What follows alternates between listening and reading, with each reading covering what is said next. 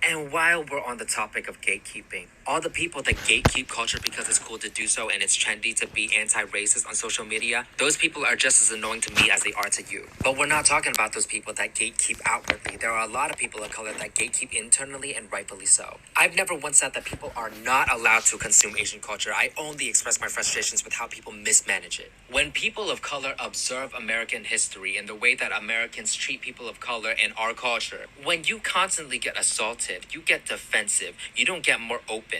We say this all the fucking time. Isn't it a privilege to have a whole month and channel dedicated to Black history and awards? But what happened several months ago when Addison Rae went on the Jimmy Fallon show? She did all the fucking dances that made her famous, but gave no credit to the fucking Black creators until Black people said something about it. Addison Rae might not be racist. She's not actively trying to shit on Black people, but her whiteness and all the white people around her that allowed her to get to that point. Now we, as people of color, are suspicious of that. It's not okay to plagiarize, right? You can't get into a fucking prestigious college by just writing DC colon this person's name and then just submit their fucking paper. But on TikTok, you can. You can be a Charlie D'Amelio and Addison Rae as long as you give credit to Black creators and then just dance their shit. You can be rich and famous and have your whole family's life set ahead for you off of the backs of Black people. That sounds a bit too fucking similar to something else in American history. But then so what? Right? So what? What happens to the Black people that did all the work? What happens to those white people that are rich and famous now? Nothing. No repercussions, no repentance, no nothing.